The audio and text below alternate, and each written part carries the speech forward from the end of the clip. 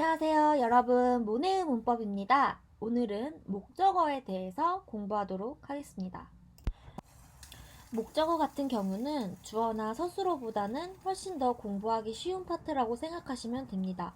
주어 같은 경우는 문장에서 주체를 찾아야 되고, 또 서술어 같은 경우는 그 주체가 행동하고 있는 모습이라던가 정체라던가 상태라던가 이런 것들을 해석할 줄 알아야 되는데, 목적어는 단순하게 생각하시면 됩니다.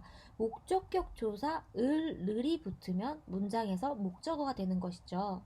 그러면 목적격 조사가 항상 있냐? 그건 아닙니다. 격조사가 없는 경우가 있어요. 그래도 우리가 여기에 을을 붙여도 아무 무리가 없겠구나 라고 생각이 된다면 그것 또한 목적격 조사가 생략되었지만 목적어라고 생각하시면 됩니다.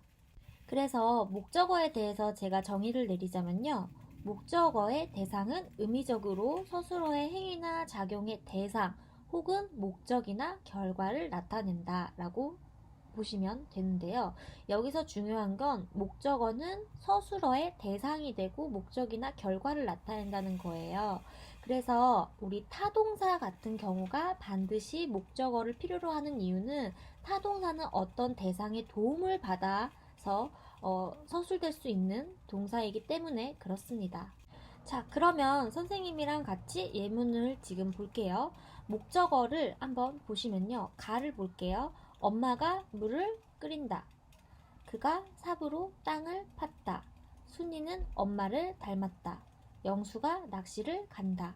누나가 회사를 다닌다. 자, 이 5가지 문장에 보면 자, 을이 붙어 있죠. 그래서 을을 통해서 이게 목적어구나 라고 바로 찾을 수가 있습니다.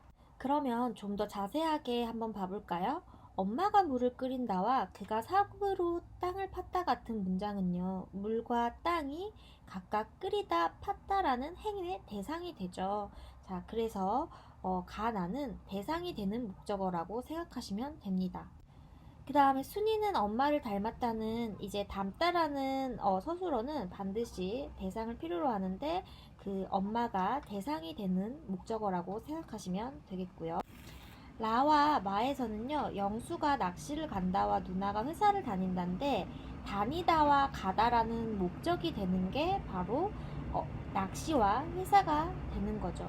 이렇게 목적어는 정확하게 의미를 따져보면 행위나 작용의 대상, 목적이나 결과로 나눠지지만 결국의 공통점은 서술어가 반드시 필요로 하는 대상이라는 걸 알 수 있습니다. 자, 그러면 목적어가 생략된 경우에는 어떻게 쓰이는지 한번 같이 봐볼까요? 자, 예문을 보시면요. 아침에는 밥 먹기가 싫다.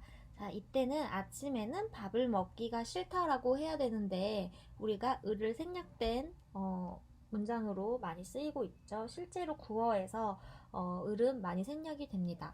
그 다음에 철수가 밥도 안 먹고 공부를 한다는 목적격 조사 을이 생략되고 보조사 도가 온 경우예요. 그러니까 도는 이제 보조사로서 의미를 더하는 건데 첨가의 의미를 여기서 더하고 있죠. 자, 도리가 오직 수학만을 좋아한다. 이 같은 경우는요, 이제 보조사와 목적격 조사가 함께 쓰였는데 역시나 이 같은 경우도 목적어라고 우리가 볼 수가 있습니다. 그 다음에 라 같은 경우는요, 나는 개고기만은 먹지 않는다라고 되어 있는데요.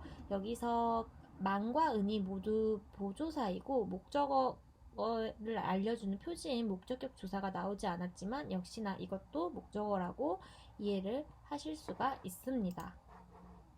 이렇게 쉬운 목적어 공부에도 약간 헷갈리는 부분이 있는데요. 바로 이 부사어와 목적어를 구별하는 일입니다. 자, 지금 가나다의 예문을 보시면요. 나는 같다라는 문장에 부사어와 목적어가 각기 다르게 쓰인 예인데요. 사실상 이 3가지 문장은 모두 비슷한 의미를 가지고 있습니다. 그럼에도 불구하고 우리는 이때 문장 성분을 다르게 파악해야 하는데요. 이유는 학교 문법에서는 을과 르이 붙으면 모두 목적어로 인정하기 때문입니다. 그래서 사실 나는 학교에 갔다 해서 가다는 자동사이기 때문에 타동사 학교를 필요로 하지 않아요. 그래서 나는 학교에 갔다라고 하면 애라는 부사격 조사가 붙은 부사어라고 인정을 하는데 이 나 같은 문장이 조금 의문의 여지가 되는 거죠. 가다는 자동사인데 왜 타동사가 요구하는 목적어를 필요로 하지?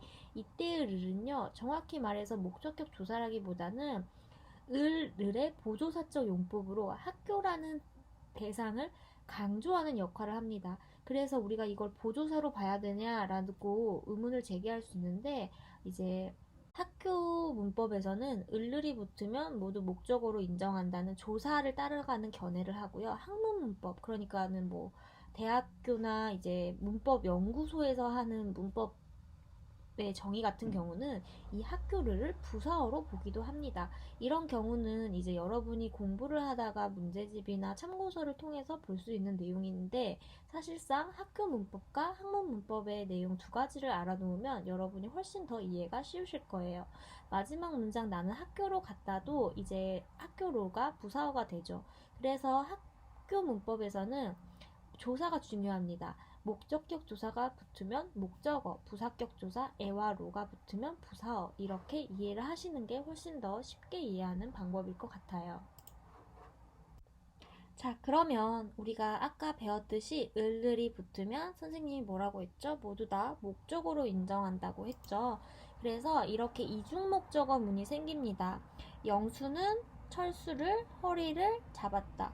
수미는 나무를 가지를 꺾었다. 철수는 길을 10km를 걸었다. 한 반의 학생을 10명을 배정했다. 민주가 딸기를 꼭지를 100개를 땄다. 사실 이 같은 문장, 가 문장 하나만 봐볼게요. 철수는 영수의 허리를 잡았다로 영수의가 영수를로 쓰인 예에 불과하죠. 그렇다고 해서 이 영수를을 원래 영수의의 형태인 것 같으니까 뭐 관형어로 봐야 된다. 그러면은 부속성분이 아니냐라고 얘기할 수 있는데, 그게 아니라 우리가 를이라는 조사가 붙으면 이것은 목적어로 해석을 하고 모두 다 이중 목적어문에 해당한다. 그래서 이 문장에서는 목적어가 두 개가 되는 것이 되는 겁니다.